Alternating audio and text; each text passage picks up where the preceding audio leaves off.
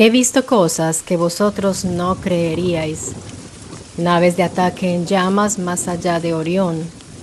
He visto rayos se brillar en la oscuridad cerca de la puerta de Tannhauser. Todos esos momentos se perderán en el tiempo como lágrimas en la lluvia. Es hora de morir. Estas palabras vienen de una de las reflexiones más humanas que se hayan visto jamás en el cine, pero no fueron pronunciadas por un humano, por un hombre, sino por un ser artificial.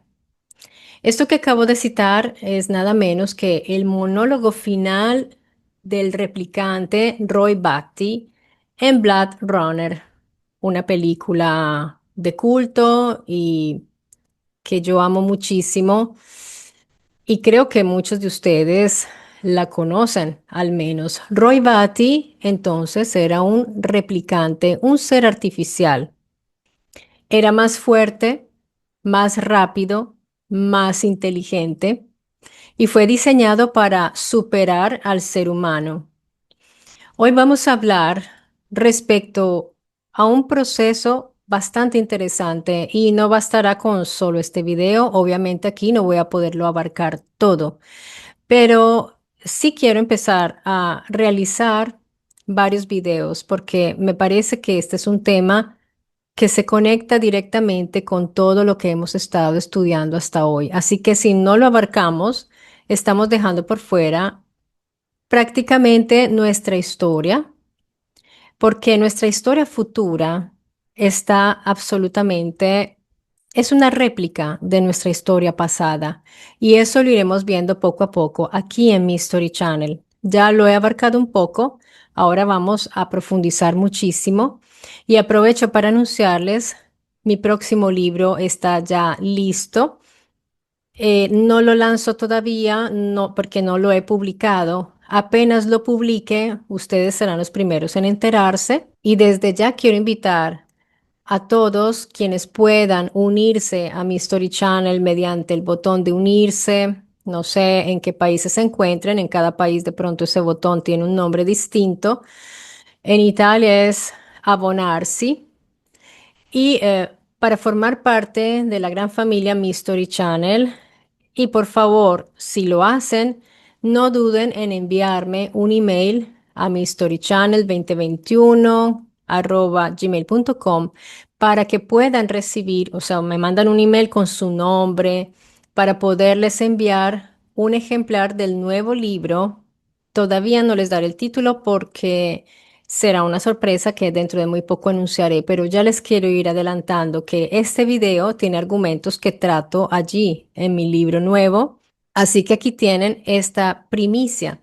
Dense cuenta que lo que precisamente está buscando el transhumanismo es darnos estas cualidades, hacernos más fuertes, más resistentes también a las enfermedades, en consecuencia, más saludables, más jóvenes, rápidos, más inteligentes, todas estas cualidades que tenían los replicantes en una película de los años 80 es lo que está buscando el transhumanismo. Que el transhumanismo, como podrán ver en mi próximo libro, no es un tema nuevo, pero el término es un neologismo, así que es como refrescar algo, un concepto que ya existía desde la antigüedad.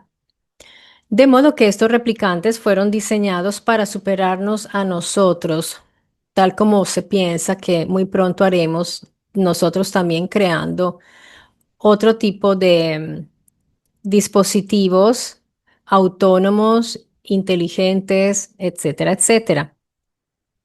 Este replicante le dice a Descartes, he vivido experiencias que tú jamás vivirás.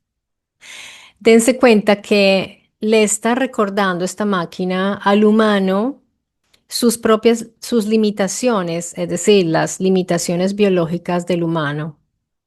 Batty, de hecho, ha viajado por el espacio profundo, ha visto mundos imposibles que nosotros quizás nunca podremos ver si no llegamos a prolongar nuestra vida y a crear Es muy probable que primero llegue la inteligencia artificial.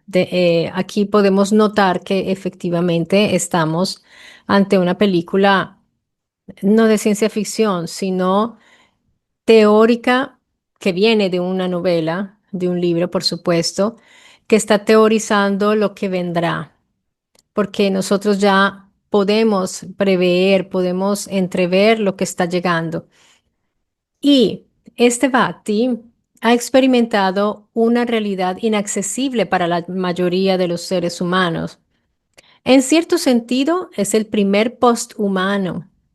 Recordemos que el posthumanismo es uno de esos movimientos filosóficos de los cuales hablé en un video anterior, que también fue una aproximación, porque como les digo, en todo esto hay que profundizar, ya que el humano necesita de razonamientos y pensamientos filosóficos para poderse comprender. Pero ojo, porque también les pude hablar en ese video que la filosofía puede ser un arma de doble filo. Es muy importante y necesaria para razonar y pensar, pero no está hecha para responder a nuestras preguntas, está hecha para hacer preguntas.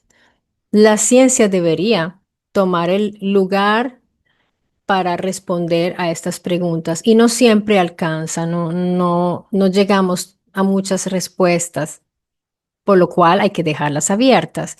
A pesar de haber superado al ser humano, este replicante, en casi todo, sigue enfrentándose al mismo problema fundamental que nosotros. ¿Cuál es ese problema fundamental? La muerte. Los dos seres conscientes que saben que van a morir se están mirando fijamente a los ojos en esa escena. Y esto es muy impactante porque la máquina perfecta también está destinada a morir. Pero la diferencia es que Bati sí conoce exactamente quién le puso ese límite a él, quién lo creó y quién lo creó con esta obsolescencia. Los humanos, en cambio, nosotros no. Porque aunque existen corrientes que pretenden saber quién nos ha creado y aunque en el pasado se ha hablado al respecto, esas voces que han sido poco comprendidas, obviamente, porque nos llevan diferencias de miles de años, donde ellos están narrando cómo fuimos hechos. Así que hay muchas corrientes, hay escritos, hay razonamientos que nos llevan a pensar que hubo un Dios, que hay un Dios, que hay dioses, que hay individuos que vinieron. Mm, Hay muchos modelos de esto, pero nadie tiene las pruebas absolutas y eso hay que tenerlo muy claro para poder continuar investigando todo este asunto. Y de todas maneras, Bati sí tiene esa certeza. Él sí sabe quién lo diseñó con ese límite. Y en la película vemos que él busca a este creador. En la escena con Tyrell o Tyrell, que es el creador, es muy poderosa por esto, porque es la criatura mecánica enfrentándose a su creador. Es muy similar a lo que vimos en Prometheus, donde vemos al doctor científico que quiere encontrarse con esa criatura que nos creó, a los ingenieros creadores. Entonces, ¿qué le pide Bati a Tyrell? No le pide más fuerza, no le pide tampoco poder, le está pidiendo solo algo que él piensa que le puede dar porque es su creador. Le pide vida, más años de vida. Y Tyrell le responde que no puede dársela.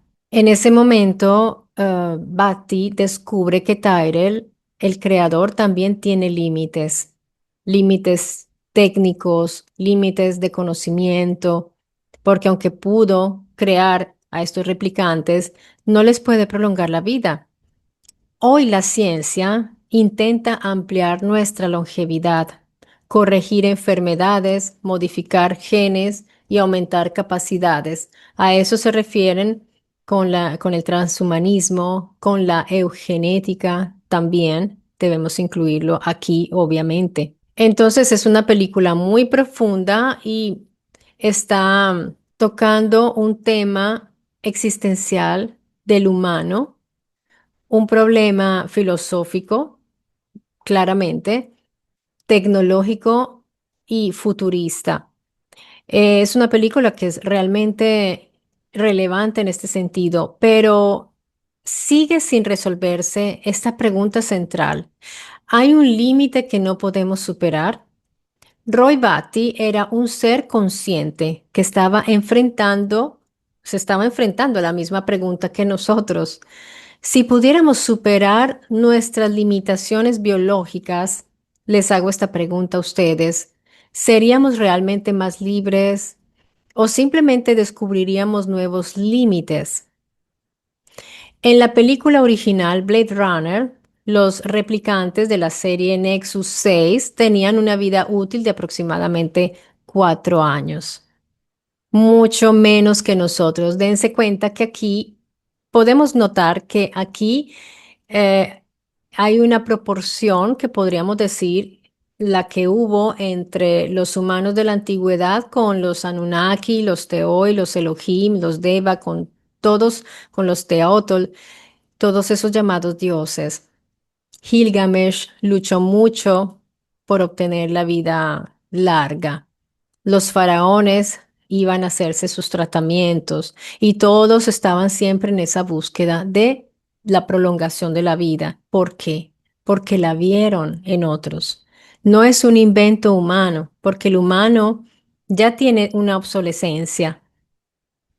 Que sea artificial o natural, eso lo tenemos que ver, pero obviamente es una pregunta que inmediatamente me contestarían y digamos, me condenarían las personas que son muy apegadas a la oficialidad, a la información que nos da la academia, a la información que publican las revistas científicas, pero fíjense que son los científicos a saber todas estas cosas. Ellos lo saben bien, mejor que cualquier historiador o arqueólogo. Los científicos que estudian el genoma humano saben todo esto, pero obviamente no están aquí haciendo videos. La explicación que da la empresa de Eldon Tyrell es que fueron diseñados estos replicantes así, deliberadamente. Aunque solo vivían unos 4 años, los replicantes eran creados ya como adultos. Y aquí hay algo interesante. Recordemos que cuando se habla de la construcción de los humanos, no se narra como si fueran niños. En las narraciones ya nos hablan de adultos. Así que no sabemos cómo fue esa construcción del humano, de los primeros humanos, porque quizás los primeros ejemplares de humano eran ya adultos. Esto sería interesante investigarlo más. Obviamente, investigarlo desde el punto de vista de cómo sería hipotéticamente. Obvio, aquí estamos haciendo un análisis especulativo de cómo pudo haber sido crear una criatura ya adulta, cómo es posible, o se tiene que partir de un embrión y ver su desarrollo. Se puede acelerar también ese desarrollo. Aquí, estos replicantes ya eran adultos. ¿Por qué crearían niños? Sería bastante inútil porque precisamente el niño necesita de cuidados. El replicante ya es un adulto y dura poquísimo, 4 años. Pero ¿qué es poco? ¿Qué es mucho? ¿Qué determina qué es poco y qué es mucho? Les voy a decir lo que pienso yo. Lo determina el cerebro, la configuración del cerebro. ¿Por qué? Porque si hacemos criaturas que se proyectan a futuro, como nosotros, tienen que ser proyectos a futuro siempre. Es decir, que no les va a alcanzar nunca el tiempo, como a nosotros, para poder realizar sus proyectos y van a sentir que la muerte es una interrupción. En cambio, si hacemos criaturas con un cerebro ya programado a que sabe que su fin es un fin normal, se tiene que ir, se va a apagar, basta. Aquí es una novela, claramente. El creador del replicante es caprichoso eso, hacerlo con esa mentalidad, eso es cruel, con esa mentalidad de los viajes intergalácticos, es decir, de proyectos, de abarcar lo que abarca la mente humana para que viva solo 4 años. Es cruel. El humano está más o menos en esa situación, porque el humano no es que viva plenamente hasta el último día. El humano va envejeciendo, se va deteriorando. Fíjense que esto debería ser ya que nosotros aceptáramos y sin embargo la mente aún está viva, está activa y está proyectando. Está muy despierta. Claro, ya después de los 100 años, si es que llega más allá o ya a los 90, ya la mente no es tan lúcida. Pero esto hace pensar muchísimo en cómo hemos sido hechos nosotros también con una capacidad de vivir aún más. Y repito, el humano vio seres que vivían mucho más que él, de manera que empezó a decir, ¿y por qué yo no? ¿Por qué ellos sí viven mucho, vienen y van y están ahí todavía y morimos nosotros por generaciones, ellos aún están vivos? ¿Por qué nuestros constructores, ingenieros, viven tanto y nosotros no? Pues que nos den más vida. Miren en Prometheus, que fue lo primero que le pidió el científico, lo mismo, le pidió más vida para poder llevar a cabo sus proyectos. Y bien, así que esta empresa no le puede prolongar la vida al replicante, solo 4 años. Y eran creados ya como adultos con capacidades físicas e intelectuales completas. No pasaban por una infancia, como dije, tampoco pasaban por un largo periodo de aprendizaje como nosotros, que nosotros sí necesitamos ser instruidos. Así que estas son las diferencias con los replicantes. Los Nexus 6 eran utilizados para misiones extremadamente peligrosas, justamente lo que nosotros queremos hacer. Enviar máquinas inteligentes fuera de la Tierra para exploración espacial, para colonización, y ellos colonizaban otros mundos, realizaban trabajos militares, minería. Miren, se repite la historia. Operaciones en ambientes hostiles, se repite la historia. Ya vamos a eso. Por eso, en apenas unos pocos años, estos replicantes podían acumular experiencias extraordinarias, que fue lo que le dijo a Descartes, precisamente. Acumulaban experiencias extraordinarias.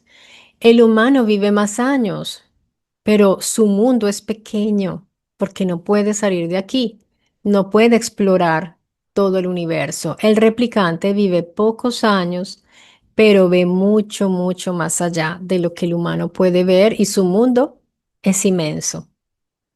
¿Se dan cuenta? Qué interesante esto.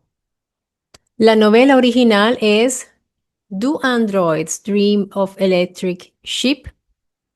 ¿Sueñan los androides con ovejas eléctricas? Esto fue escrito por Philip Dick. En esa novela, los androides, que serían los equivalentes a los replicantes de la película, son mucho menos épicos, pues como los muestran en la película. De hecho, no se describen grandes viajes interestelares y no aparece la célebre oración que después contaron que fue algo casi improvisado por el actor. No sé si eso sea verdad, pero son las palabras que hicieron de esta película que fuera una obra maestra inolvidable del cine. El interés principal de Dick es filosófico. Por ejemplo, razonar en cuanto a qué diferencia un humano de un ser artificial, porque esas son unas preocupaciones que vienen desde hace años, que se van desarrollando. Pero lo que extraigo yo de esta breve mención de una película que me gusta muchísimo es que cuando Roy habla de Orión y Tannhauser, está realmente sugiriendo algo que También hoy encontramos en ciertos discursos transhumanistas como lo es la ampliación radical de nuestro horizonte, la ampliación radical del horizonte humano. Porque hasta ahora hemos estado aquí, hasta ahora digo, en la historia que hemos reiniciado, la historia que conocemos nosotros. Nosotros hemos estado aquí enfrascados en la tierra. Por ejemplo, hay una escena muy sugerente que quiero que analicemos juntos, que es esa escena final cuando Roy se atraviesa la mano con un clavo y que sostiene una paloma blanca. Además tiene sangre, es muy sugerente. Yo diría que nos conduce un poco hacia Jesucristo, hacia el sacrificio de un ser perfecto, ¿no? Como lo pone, como lo plantea el cristianismo. Pero yo veo algo todavía más interesante porque dentro de la historia hay una explicación realmente práctica y esa es la que a mí más me interesa, más que esa simbología allí. Y es que el cuerpo del replicante está fallando y el dolor le permite mantener cierta actividad muscular. Aquí quiero a partir de esto, de esta información, quiero ya transferirme al transhumanismo, porque el transhumanismo, precisamente digamos, su misión más importante es la eliminación del sufrimiento y del dolor. Ahí está. ¿Qué nos está diciendo el replicante? Este replicante es muy humano. Él necesita ese dolor para saber cómo está su actividad muscular, en qué estado está el cuerpo, lo necesita. Así como nosotros también hemos sobrevivido hasta hoy, en parte gracias a esa característica que obviamente no nos gusta, nos fastidia, pero si no fuera por el dolor, ustedes no saben la importancia que tiene el dolor en nosotros. Y no soy masoquista precisamente. A nadie le gusta el dolor. Pero el dolor nos avisa que hay algo que no está funcionando bien y por eso vamos y nos hacemos exámenes. Por ejemplo, es un modo de enviarnos señales.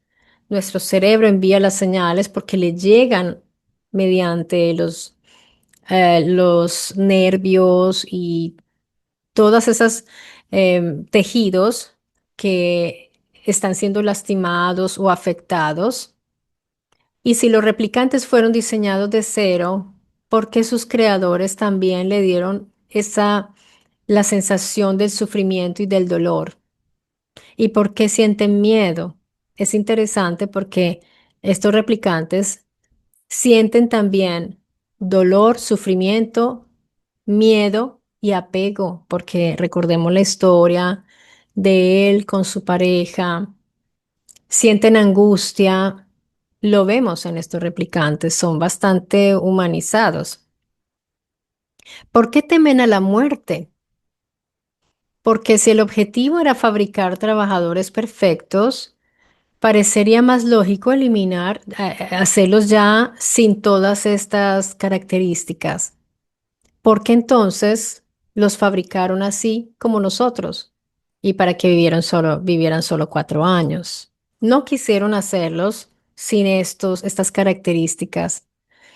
En cambio, los transhumanistas contemporáneos afirman lo siguiente: para ellos el dolor físico intenso es innecesario. La depresión es una falla biológica. La ansiedad excesiva es un defecto evolutivo y el sufrimiento humano debería reducirse al mínimo posible. Aquí no está hablando de eliminar, pero en realidad, en los discursos de David Pierce, esto me parece bastante moderado, porque Pierce en realidad habla de la eliminación total del dolor y del sufrimiento. Él no habla de reducirlo, no, él habla de eliminar, porque la reducción, yo estoy de acuerdo con reducir el sufrimiento innecesario, la angustia exagerada, el miedo exagerado. Esto lo estamos haciendo desde hace mucho tiempo, desde la psicología, también de la psiquiatría. Es lo que hemos tratado de equilibrar en el humano, porque nosotros traemos una historia desde muchos, muchos ancestros atrás, humanos, de tenernos que cuidar de los depredadores. Toda esa historia parece que se va acumulando, de algún modo se transmite, de modo que nosotros aún tenemos esas reacciones un poco exageradas.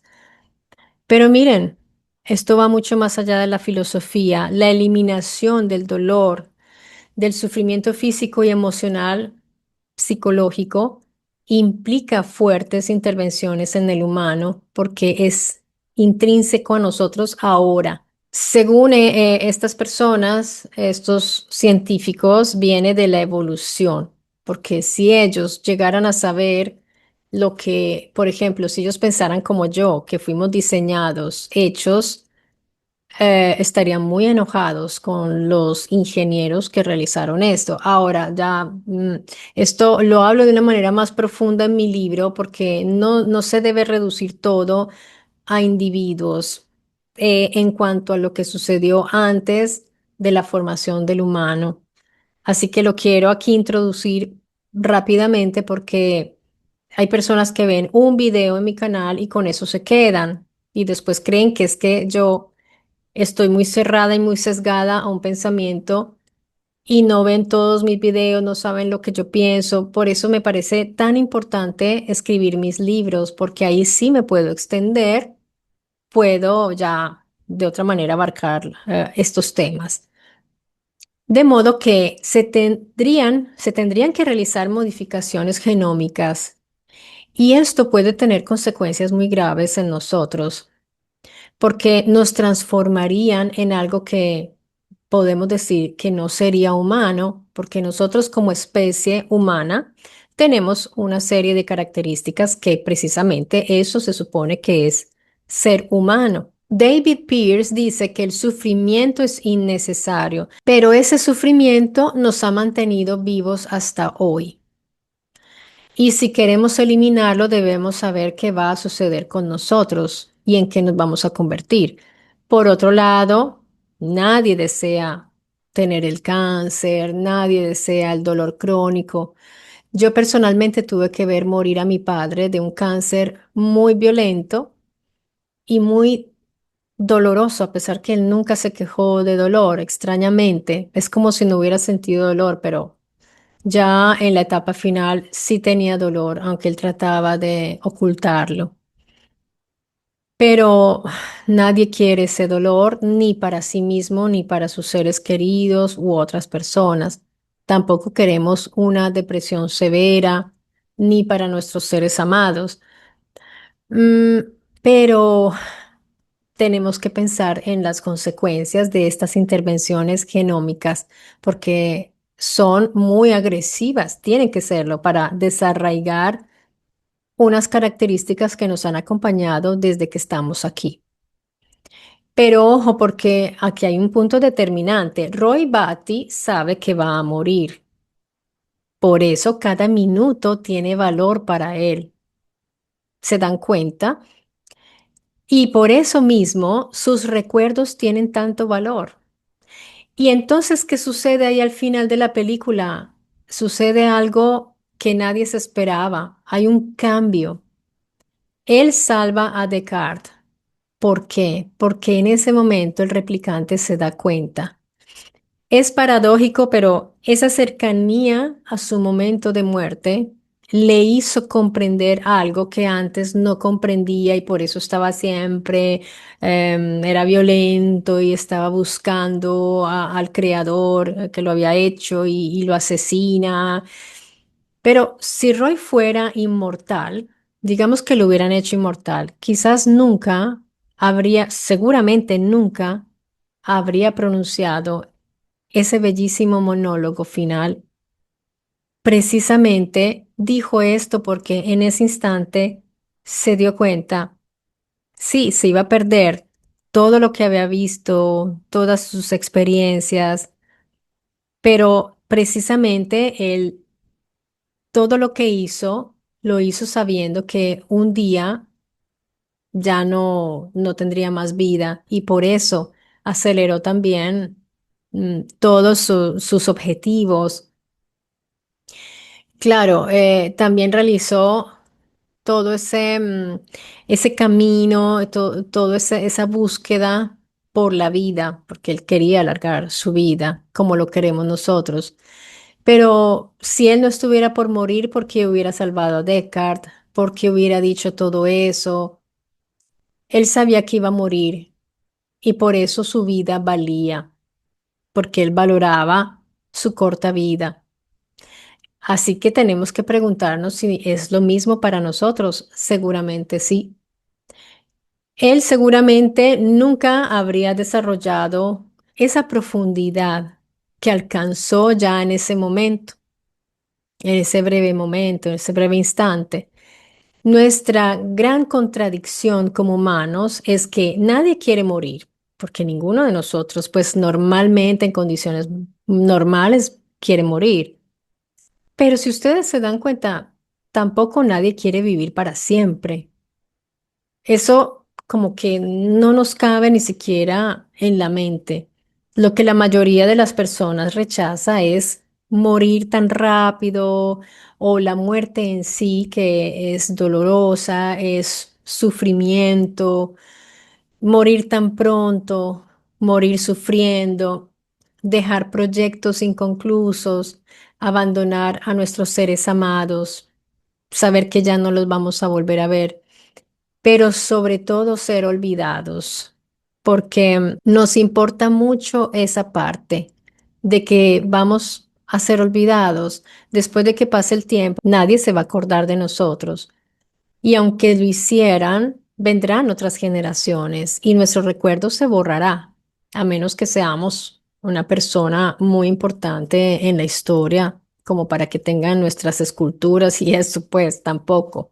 Entonces aquí cabe también la pregunta, si no queremos vivir para siempre, pero tampoco queremos morir tan pronto, ¿cuánto sería vivir lo suficiente? Eso es una pregunta muy difícil de responder. Por ejemplo, cuando nosotros estamos jóvenes, pensamos, 80 años es mucho tiempo, se nos hace mucho tiempo, pero cuando ya estamos en los 50 pensamos, 80 ya está cerca, no son tantos años. Y cuando llegamos a 80, pues, ¿cuánto tiempo nos queda? Poquísimo, ya nos parece que ya se nos acabó. Lo interesante es que la sensación de suficiente parece moverse con nosotros. Es como el horizonte. Cuando avanzamos, también el horizonte avanza. Pero por eso yo sospecho que el problema no es solamente biológico, también es existencial. Y por eso entra la filosofía en todo esto. Porque somos seres muy particulares. Nosotros no pensamos solo en reproducirnos y de hecho a veces hay personas que ni siquiera quieren tener hijos, de modo que el ser humano tiene un pensamiento que va más allá de lo biológico. No estamos solo pensando en comer, dormir, alimentarnos, reproducirnos y luego morirnos. Ahora bien, pensar vivir 3000 años nos parece demasiado, ¿verdad? Y pensamos que sería insoportable, pero si nosotros pensamos un poco más y decimos, pero si tuviéramos salud, juventud y pudiéramos viajar por el espacio, eso cambiaría, porque podríamos fundar colonias, conocer otras civilizaciones, otros mundos o fundarlos nosotros. Si pasara mucho tiempo, ya después nos adaptaríamos a esa larga vida de 3000 años, hasta de pronto se nos haría corta dentro de un tiempo.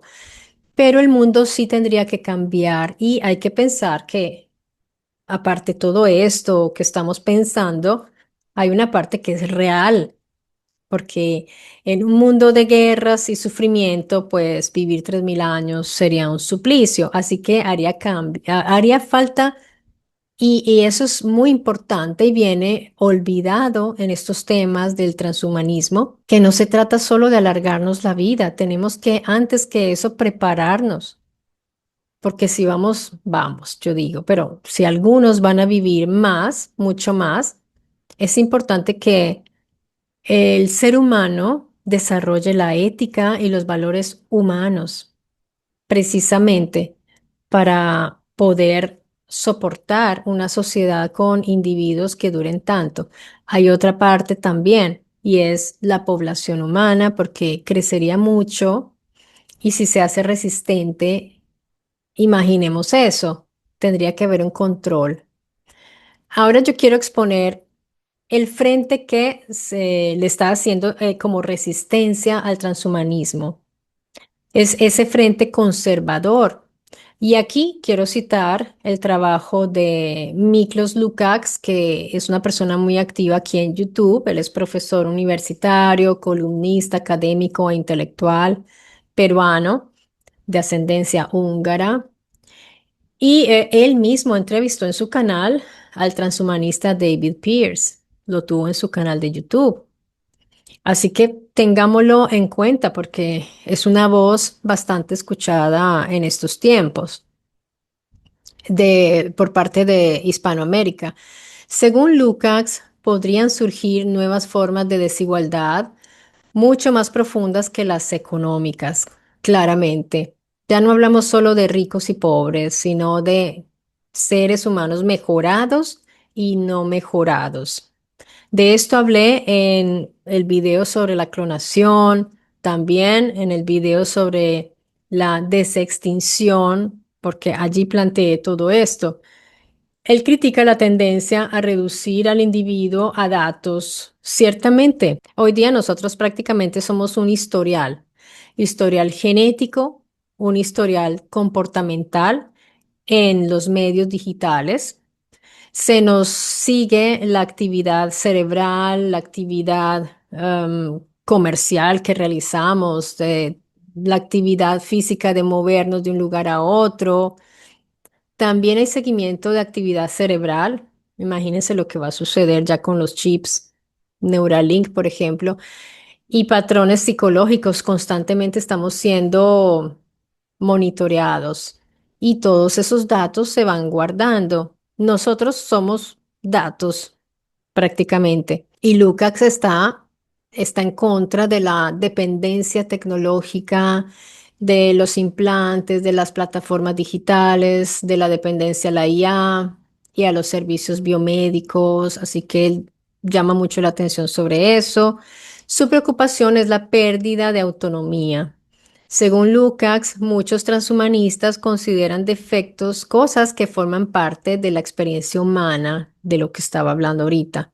La vulnerabilidad, el envejecimiento, el dolor, la dependencia mutua, los afectos, la mortalidad.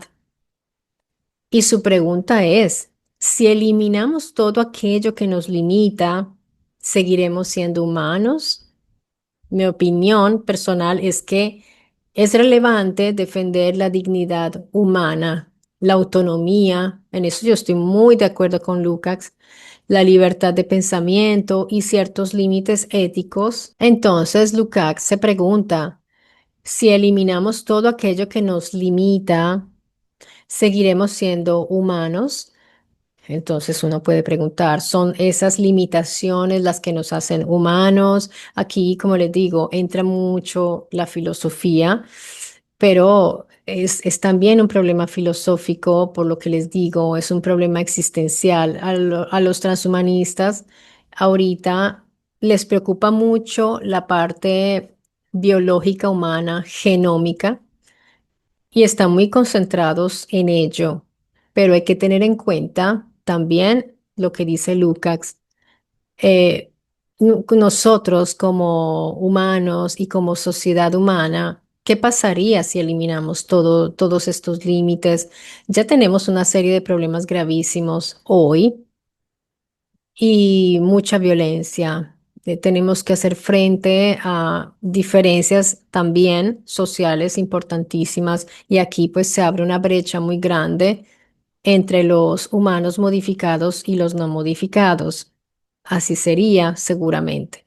Pero lo que yo puedo ver es que estamos dirigiéndonos a una serie de intervenciones nuevamente, porque para mí esto no es la primera vez que ha sucedido, porque estas intervenciones nos transformarán, pero ya ha sucedido, según lo que yo he ido viendo en todos los estudios que he realizado. Estamos próximos a convertirnos nosotros mismos en los poderosos,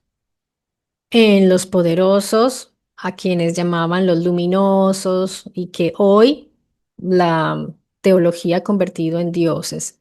Así que vuelvo y les digo, estén pendientes de mi segundo libro porque va a ser una revelación ese libro y nos va a mostrar esa transición desde los inicios del universo hasta hoy, cómo ahora somos nosotros a querer convertirnos en creadores y en poderosos. Va a ser bastante interesante y se los recomiendo tanto a los que han leído el primero como quienes no, pero sería bueno leer primero el primer libro de esa serie Código Mystery. Así que bueno, esto es un anuncio misterioso porque aún no tienen el título, pero bueno, ya se lo podrán ir imaginando. No todos podrán modificarse, amigos, no todo el mundo tendrá los medios para hacerlo y eso no va a ser algo muy democrático porque se trata de edición genómica y son tratamientos costosos. De hecho, ya hoy se están haciendo tratamientos, pero ¿quiénes se los están haciendo? No la gente de clase media, clase baja, la gente de la élite y ya se están alargando la vida, se están rejuveneciendo, eso parece que es lo primero que quieren hacer. Creo que no se están haciendo tratamientos para ser más inteligentes. Ya lo serán seguramente, pero aparte de la inteligencia intelectual, también está la inteligencia emocional. Y si somos personas desequilibradas en ese sentido y con problemas, ustedes se pueden imaginar la serie de situaciones con sujetos que se creen invencibles. Podrán aumentar la inteligencia, como lo mencioné, ralentizar drásticamente el envejecimiento, mejorar la memoria. Bueno, a mí me gustaría esa en particular. Aumentar la resistencia física, reducir enfermedades hereditarias y realizar cambios fisionómicos estéticos, porque obviamente entran esas personas que quieren parecerse a otros animales, otros seres. Muchos querrán simplemente distinguirse de los demás, ser distintos. Los tratamientos genéticos van a ser súper costosos y estarán fuera del alcance de la mayoría. Entonces sí se verá esa diferencia social, se verá literalmente porque si tú ves personas modificadas lo vas a notar. Hoy día ya se nota quienes se han puesto la silicona, el ácido, ¿cómo se llama? Bueno, no soy muy experta en cosas estéticas, como se darán cuenta. Yo no estoy muy pendiente de eso, pero sí se ve cuando se ponen las cosas en los labios, en los ojos, se estiran, de todo. Así que vemos entonces hoy día ya figuras de alto nivel socioeconómico que ya están realizándose ciertos tratamientos. Si pensamos por un momento con menos, digamos, con un poco de optimismo, uno podría pensar que va a haber unos organismos e instituciones que van a encargarse de que también para las personas de bajos recursos haya disposición de ciertos tratamientos. Pero a la final, amigos, lo que son tratamientos muy particulares siempre ha estado lejano de una realidad de personas, las personas normales como nosotros que no tenemos millonadas, no podemos hacernos ciertos tratamientos que sí se hacen las personas de la élite y ya se está viendo la diferencia. Por ejemplo, hay mujeres de mi edad que ustedes ven en Hollywood o en ciertos estamentos súper jóvenes. Entonces ya empezaron a ver a mujeres como yo que somos naturales 100% como, uy, qué descuidada. Se va a ver desagradable una ruquita o algo que no está muy bien puesto porque se nos configuró así genéticamente el pattern, ¿cómo se llama eso? La plantilla genética por herencia de nuestros antepasados, abuelos, tatarabuelos, todo que han intervenido genéticamente con su genética en nosotros. Así que nosotros somos el resultado de todas esas mezclas y todas esas personas que han pasado por nuestros antepasados. Habrá ensayos, experimentos. Ya hoy día está en curso, como les mencioné, y quién sabe a nivel más privado qué se estará haciendo. Pero al menos en los laboratorios, pues ya se está buscando esa resistencia al cáncer y al VIH. Esto es lo que se anuncia, porque para que no se tenga tanto recelo hacia el transhumanismo, lo que están proyectando todos esos movimientos que quieren hacer estos proyectos, ponerlos en marcha y saldrán medicinas al mercado, se moverá mucho dinero, mucho más del que hay ahora con tratamientos y cirugías. Hoy estamos ya pasando al láser, pero eso será una carnicería en comparación a lo que va a haber después, que no te va a tocar ni el láser ni el bisturí, te va a tocar el cuerpo, sino que te van a intervenir genéticamente y se van a fabricar humanos antes de que nazcan, se van a hacer ya de un cierto modo. Falta solamente quitar barreras como personas como Lukács, personas como el Papa también están en desacuerdo y algunos se oponen a todo esto, así como trae elementos peligrosos y de riesgo, porque fíjense que cambios tan importantes en el humano traen muchos riesgos. Y volvemos al asunto de la evolución que nosotros hemos sufrido unos cambios y unas modificaciones que, mamma mía, o sea, si uno se fija bien, el que lo hizo estaba realmente jugando a la ruleta rusa con la especie humana, pero se supone que fue la madre naturaleza. Entonces, digamos que el humano logra hacerse resistente a la mayoría de las enfermedades actuales. Eso va a repercutir muchísimo y a tener unas consecuencias enormes porque habrá transformaciones profundas en prácticamente todos los aspectos de la civilización. Actualmente, gran parte de de la mortalidad está relacionada con el cáncer, con las enfermedades cardiovasculares. Todo eso va a desaparecer si lo logran. Y la esperanza de vida entonces aumentaría enormemente. Al inicio quizás no se vería gente de que dure 500 años a los inicios, porque eso va a ser algo acelerado. Al inicio quizás de 120, 150 y se va a ir siempre alejando más el límite. Entonces, dense cuenta que eso va a traer consecuencias, por ejemplo, 6 o 7 generaciones viviendo juntas, que eso no se ve. Nuestros tatarabuelos no están. Ustedes imagínense nuestros padres con nuestros abuelos, nuestros tátaras y todavía más atrás, esas familias tendrán que replantearse mucho las jerarquías, por ejemplo, tantos asuntos que no vemos porque estamos viendo el macro de todo esto, porque pues es fascinante, pero hay también asuntos prácticos, menos espectaculares, pero que tienen gran importancia, como es cómo se organizarían esas sociedades y cómo se realizaría un control demográfico, porque al parecer eso tendría que plantearse. Bueno, es un tema espinoso y difícil. También cosas prácticas como la herencia, la jubilación de las personas, porque es que los dineros de las contribuciones de nuestros impuestos van a mantener a los ancianos. ¿Cómo se organizarían los gobiernos para poder mantener a estas personas que van a durar mucho más? Los matrimonios, la educación, como les mencioné, las jerarquías familiares, todo eso se tiene que replantear seguramente a futuro. Y Lo que más sobresale es que ahora nosotros tenemos en mano la evolución de nuestra especie. Somos nosotros los que la vamos a dirigir y estamos a un paso de convertirnos en una nueva especie, porque si ya no tenemos los mismos genes, tenemos un diseño cromosómico, genómico distinto, podemos seguirnos llamando humanos, nos vamos a modificar, amigos, y eso es ya, estamos a las puertas de todo esto.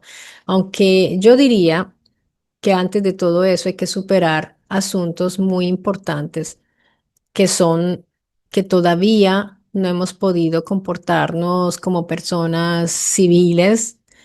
Todavía hay gente que mata por un celular, todavía hay gente que mata por envidia, tantos asuntos. Hay personas que secuestran a otras para sacarles el dinero, se está dando una importancia al dinero muy grande y poca importancia a la educación, a la formación, a ser mejores personas. Eso no es una prioridad en este momento. Las personas se están estupidizando más y otros van a pagar para hacerse más inteligentes.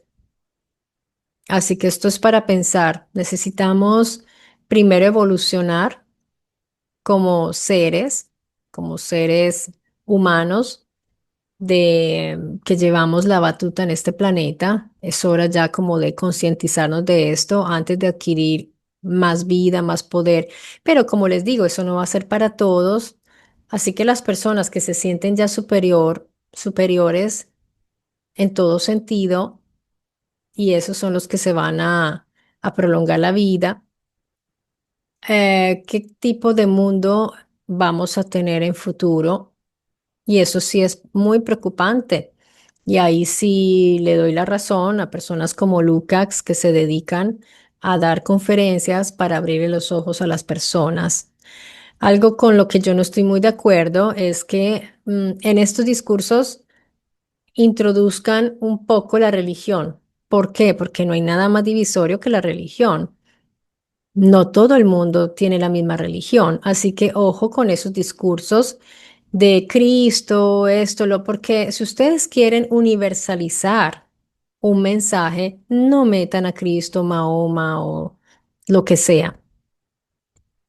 Tienen que hablar un mensaje universal que vaya dirigido a ateos, agnósticos, gnósticos, cristianos, judíos, lo que sea, porque se trata de la humanidad, de la existencia misma y también no solo la humanidad, de nuestro planeta, de nuestros animalitos que nosotros tenemos que cuidarlos a ellos.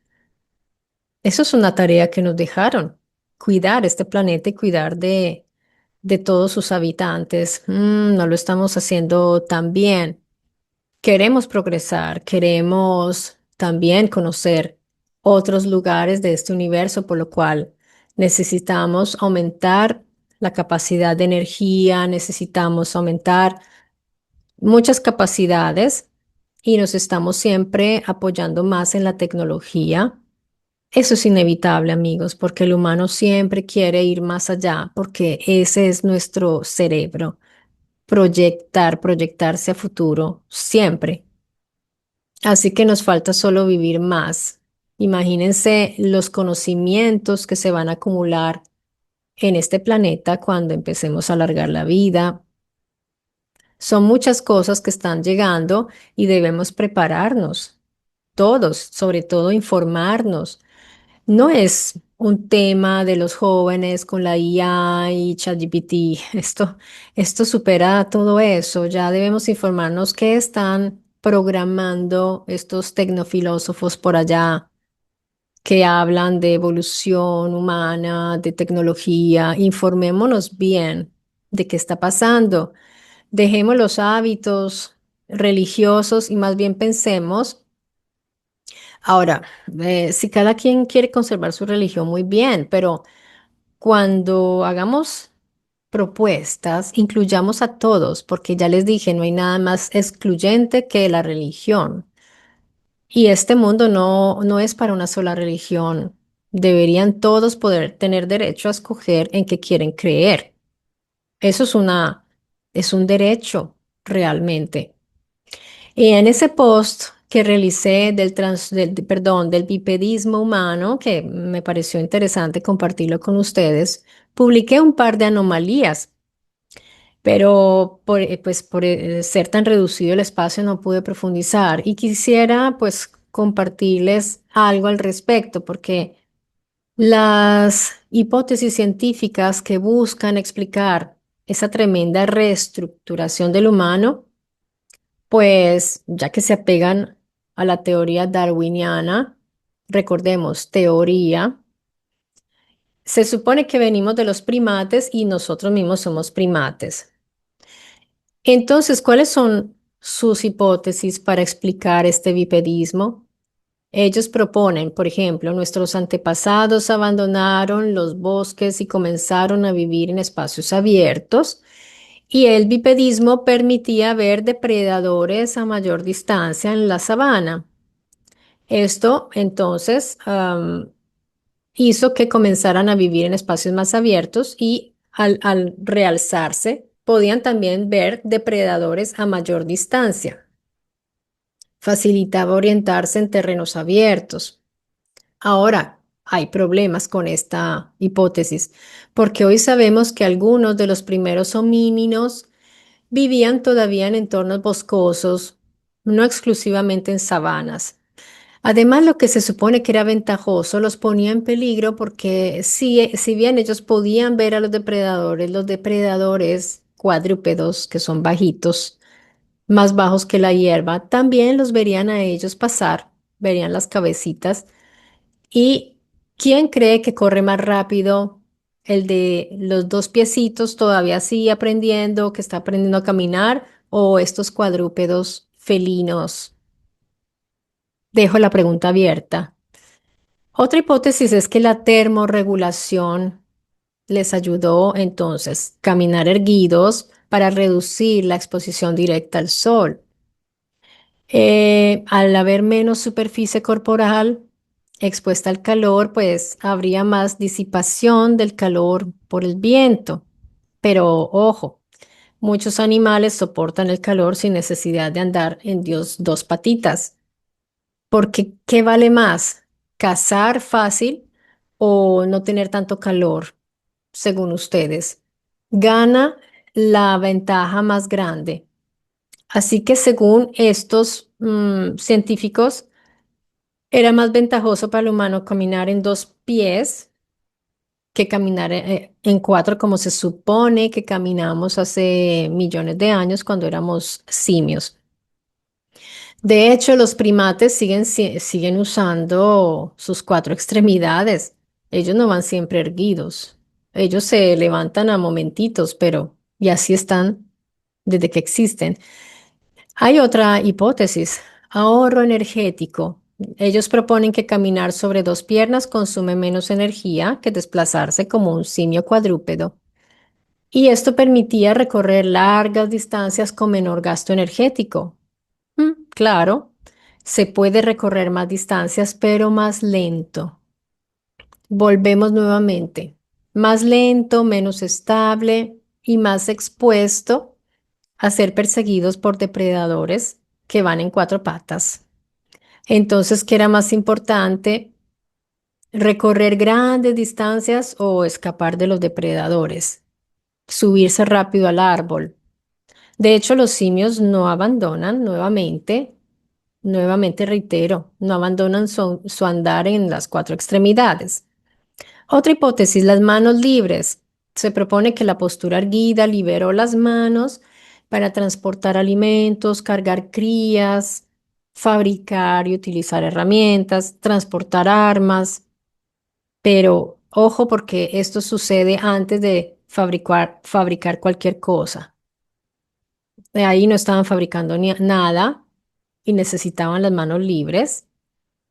El problema es que esto sí explica unas ventajas, pero a futuro, no en ese momento.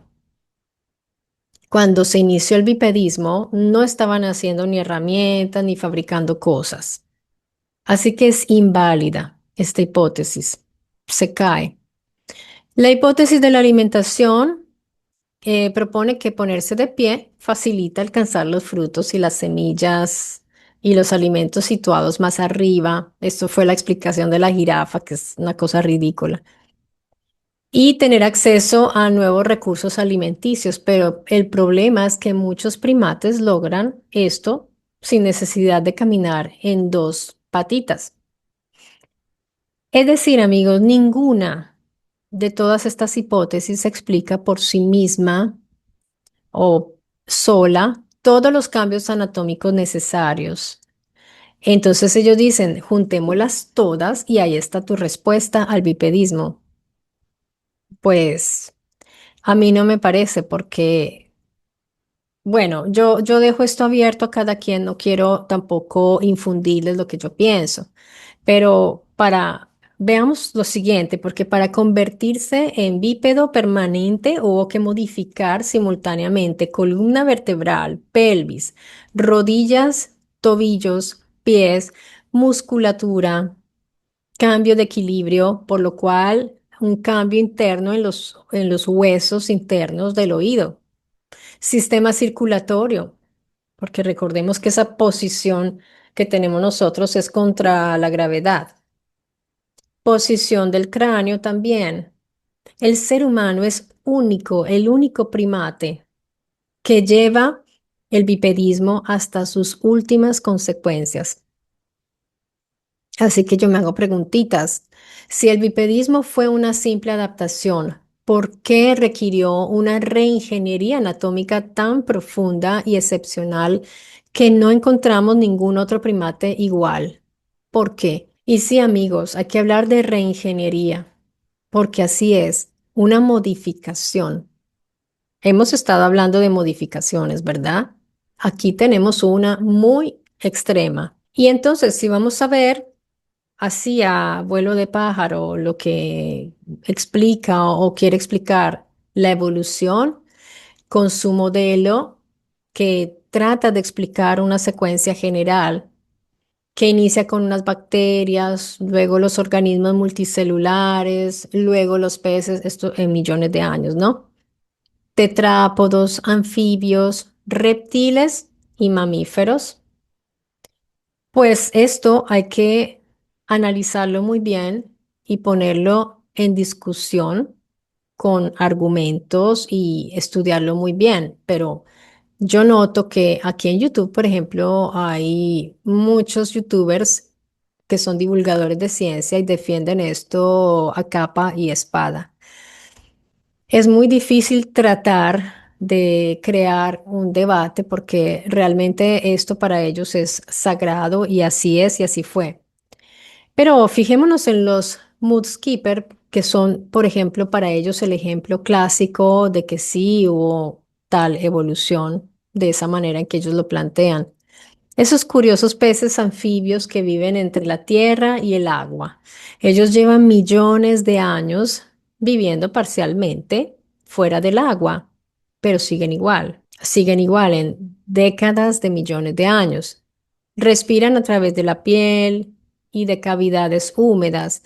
Pueden desplazarse sobre el barro, construyen madrigueras terrestres, pasan gran parte de su tiempo fuera del agua, pero no se han convertido en anfibios completos. Están ahí, intermedios desde hace millones de años. El problema para quienes ponemos en discusión la evolución de especies que se convierten en otras, es que la respuesta que ellos nos dan es que cuando uno dice, pero ¿por qué se detuvo la evolución? Dicen, no, todavía sigue la evolución. Lo que pasa es que pues no lo veremos, no veremos que una especie se convierta en otra porque tendrá que pasar millones de años.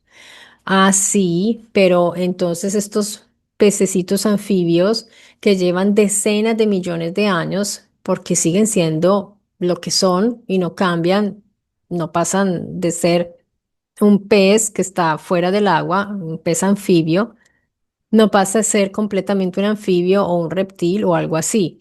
¿Qué condiciones entonces tienen que existir que sean extraordinarias para que hace unos 370 millones de años algunos peces de aletas lobuladas dieran origen a los primeros tetrápodos. ¿Qué ocasionó esto? Observar adaptación, amigos, no equivale necesariamente a demostrar todas las grandes transiciones evolutivas. Eso no es una prueba. Sí hay adaptación, pero eso es una cosa y otra es pasar de una especie a otra, formar otra, modificarse. Las voces más críticas hacia la evolución, pero pues que la cuestionan, son posiciones que no provienen de voces marginales ni de corrientes externas a la paleoantropología. Vienen del mismo corazón de la disciplina, claramente lejos de invalidar la evolución humana. Ellos ponen de relieve que su reconstrucción está marcada por zonas grises. Así es, por superposiciones y por límites conceptuales que impiden reducir nuestros orígenes a una secuencia simple, no se puede, y perfectamente encadenada, como pretenden a veces mostrarnos en los libros. Y si el humano modifica su genoma, podría también convertirse a sí mismo en otra especie. Para mí, estamos repitiendo una historia que ya ha sucedido. Lo que pasa es que nuestra corta vida no nos permite ver que ya ha habido otros procesos. Así que por eso a mí me gusta mucho ir a leer los textos antiguos que nos narran y nos cuentan de una historia que llaman mito porque no puede ser aceptada. Asimismo, cuando hay hallazgos extraordinarios que muestran que la historia no es como nos la han contado, vienen ocultados, vienen negados, vienen rechazados porque no encajan dentro de la historia oficial. Si eso no está dentro de toda la narrativa de la evolución, se descarta. Ya, así sea un hallazgo, así sea algo que un paleoantropólogo, un arqueólogo, un científico encontró, lo rechazan inmediatamente y dicen que ahí hay un problema y sacan todas sus hipótesis, pero las hipótesis de este paleoantropólogo no son válidas, solo las de ellos que son los, pues, de la misma escuela oficial todos, pero el otro está diciendo, pero mira que aquí está eso, como sucedió ese caso aquí en Italia, donde encontraron unos seres humanos modernos en una capa geológica de hace 3 4 millones de años. Un día hablaré de ese, haré ese video. Y no voy a ocultarles el examen que se hizo después de años por parte del Museo del British que cerró el caso porque dijo, no, estos huesos no tienen más de 1000 años, pero sigue habiendo preguntas y mientras haya preguntas que ellos no pueden responder, pero simplemente dicen, mira el resultado, así que enterrar al olvido a ese estudioso científico porque mostró su evidencia y dijo, aquí está pasando algo. El primer hallazgo que se realizó de esa gran polémica aquí en Italia fue en el 800, cuando sí, no había tantos instrumentos de estudio para analizarlos, pero sin embargo, ese arqueólogo que los encontró en realidad era un geólogo, él era especializado en geología y hasta su muerte dijo, estos restos están ahí desde hace 3 4 millones de años. Hay argumentos serios que él da de que estaban muy bien fusionados allí, la tierra no había sido removida y los científicos que dijeron que había sido contaminada la escena de estos Homo sapiens modernos en una capa geológica de 3 4 millones de años. Dijeron que no, que muchas veces sucede que se remueven las capas, entonces, pero el geólogo mostró pruebas de que no se removió nunca, pero los estudiosos nunca demostraron que haya habido esa remoción, ese movimiento geológico o esa contaminación. Simplemente al final hicieron un examen por parte del museo porque no hubo otros científicos que compararan, no hubo comparación. El museo publicó su resultado y dijo asunto cerrado. Yo tengo mucha desconfianza de cómo se manejan estos asuntos oficiales. Por eso, a veces me parece que también hay una religión, un dogma muy fuerte hacia la creencia ciega en la ciencia. Yo lo he dicho aquí muchas veces, la ciencia es necesaria como método de estudio, la necesitamos. Necesitamos todos los conocimientos que ha ido acumulando y sus técnicas, técnicas científicas para poder encontrar respuestas, pero cuando interviene para silenciar una voz incómoda dentro de la misma ciencia que está mostrando que hay algo que no está bien. Y ese hallazgo, aquí, bueno, me estoy alargando mucho, pero es que de verdad, después les explicaré bien este caso en otro video, pero quiero mencionarlo porque está muy conectado. Cuando se realizó el primer hallazgo de una quijada y un cráneo de Homo sapiens moderno aquí en Italia, en esa capa geológica de 3 4 millones de años, estaba muy reciente la teoría de Darwin, así que no querían, habían acabado de aceptarla. Ya la ciencia estaba tomando mucha fuerza con esa teoría y llega este a decir, miren, había humanos modernos hace 3 millones de años. Le dijeron, no, mijito, usted, Y si ustedes van a buscar a ese antropólogo, a ese estudioso, no lo encuentran, no encuentran casi información de él. Quedó denigrado, como siempre, quedó tachado como uno loquito ahí que decía cosas que no. Eso es lo que no me gusta. Si yo estudiara la historia o la antropología o la arqueología, tendría que ser muy fuerte para no dejarme influenciar por esa tendencia con ese sesgo tan fuerte. Lo digo desde la escuela, ¿no? Porque yo lo hago sola, de manera autodidacta, pero si entrar a la universidad, allí te configuran y te encuadran dentro de ese marco narrativo donde si a ti te van a calificar un examen y si tú dices algo que no va con todo lo que te enseña la oficialidad, ya empiezas mal. Así que yo no sé, es difícil que una persona que estudia en la universidad estas ciencias humanas tan importantes tenga un criterio independiente porque allí te lo quitan.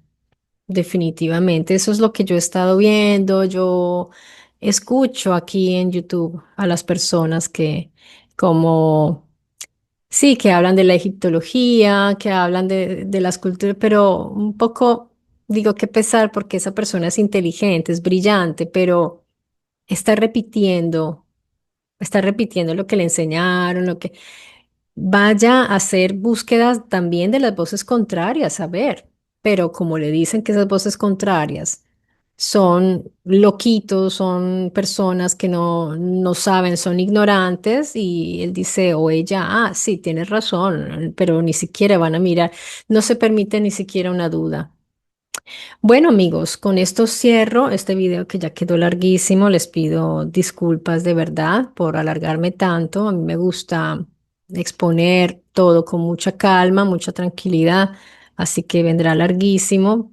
Quien esté verdaderamente interesado en la información que traigo llega hasta aquí y le mando un gran abrazo y gracias por haberse quedado hasta aquí. Ojalá no se olvide de apoyar el video con un me gusta y quédense pendientes de las noticias del próximo libro porque va a ser realmente revelador. Cuídense mucho y hasta pronto.